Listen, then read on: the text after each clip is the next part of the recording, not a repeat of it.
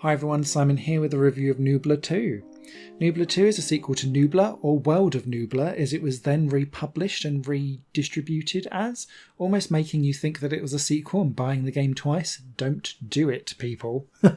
And it's available on PlayStation 4, which is what you see on your screen, but also, I believe, PC and possibly Nintendo Switch, but I'm not sure. The Nubla games are an interesting exercise for me because I always look at them and think, oh god, they look like they could be really interesting. And it's the reason why it kind of piques my interest is because it's a collaboration between a games developer and the National Museum of Modern Art of Spain. And so I always kind of think, well, the art styles are going to be interesting and it's going to have some interesting comments perhaps on art or some like weird psychedelic things that are going on. And to be fair, there is a giant elephant running around throughout the game, but it just feels like an absolute missed opportunity. Nubla, the original, had lots and lots and lots of good ideas, really badly implemented. And what Nubla 2 is then abandons a lot of the good ideas and expands on all of the badly implemented stuff. And I felt like this was taking everything I didn't like about the original Nubla and just made it longer and slower and more painfuler in the second one. And I was thinking, no, as I played this game. And it's such a shame. The art style feels less refined in this version, and I think that's because it doesn't take place in the museum anymore. We're now out in the outer world of Nubla, because the first one kind of played on that, we're in the Modern Museum of Art, tongue-in-cheekly, and that worked quite nicely because you got to experience different types of paintings and designs and that kind of stuff. Whereas here we have a very specific theme, a design, a drawing set, and while some of the graphics are quite nice, it feels less experimental and interesting than the original one. The next point is that they then expand on all of the platforming elements of the game, but that they feel just as unrefined as what was there before, but there's more of it, and it goes slower. The character speed throughout this game essentially adds what I feel like is another hour of gameplay that isn't actually gameplay. You're just walking from point A to point B, and then probably back to point A again, knowing how this gameplay cycle works.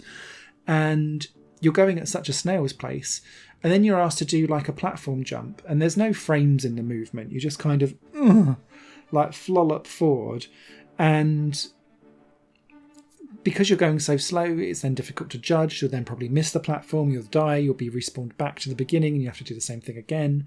It's an exercise in frustration that shouldn't be there because the game design is poor, not because you're poor as the player, if that makes sense.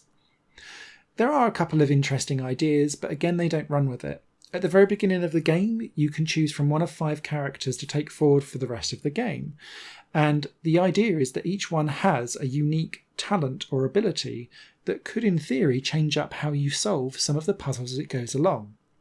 The issue is that after they explain this to you, they then do it once and then don't do it again until the very end of the game. And I was like, I thought we was going to have like marginally different experiences. I wasn't expecting like multiple branching paths or anything, but I expected that to be utilised at some point during the game, and it just isn't. And that seemed like a real wasted opportunity because there would have been replayability factors in there. Even if you could have just switched out so that you could have had like different isms, as they're called, doing different things throughout the game, that would have just broken up the monotony and boredom of this game. But it doesn't happen. Sound-wise, the game is okay. There are some very short cutscenes in the graphics as well, which is not too bad, and the music is there, but it doesn't really take over with anything. But yeah, what this game does is it takes gameplay elements that frustrate you and then goes, we'll make a game out of that. So particularly in the last third of the game, when you're in the final chapter, the game just is a giant fetch quest. And the fetches will be from one end of the level to the other and then back again. And then you have to do some like sneaking because what game is not a game without some stealth in 2019? And you kind of have to just crouch down and wait for things to go and then get back up and walk again very slowly and then crouch whilst the AI like snooper just kind of flits back and forth again painfully slowly. It just feels like padding. It feels like it was needless. I'd have preferred a much more concise and interesting story that got to the root of what they were maybe trying to go with. But in the end, Nubla 2 just becomes an incoherent mess. Whilst graphically it has some interesting ideas, and there were some interesting ideas in gameplay that just aren't realised, I cannot recommend this at all, because it feels like a really clunky geriatric 2D walking simulator that doesn't really know what it wants to be, and then can't actually technically pull through with what it thinks it might want to do anyway.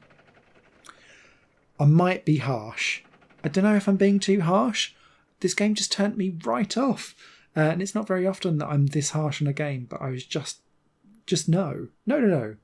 Have I been too harsh? Please do let me know down in the comments below. If you've had a better experience, I'd be really interested to know why you had a better experience on this game than what I did. I found this painful and punishing. And I'm very sorry to whoever put that thought in my brain that I should have bought this game. Please forgive me. But yeah, Nubla 2 is out now. Relatively easily platinum, I guess, about 4 hours. Only plus side I can think of. You guys take care. Let me know down below what you think, and I'll catch you hopefully on another video here on Higher Plane Games. Thanks for watching. Bye bye. Higher Plane Games is part of the Higher Plane Network, a collection of media projects ran by me. If you like what you see and want to find out more, visit patreon.com/Higher Plane Network. Your support can make so much more possible, be that a like, a comment, a share, or a pledge. Thanks for watching.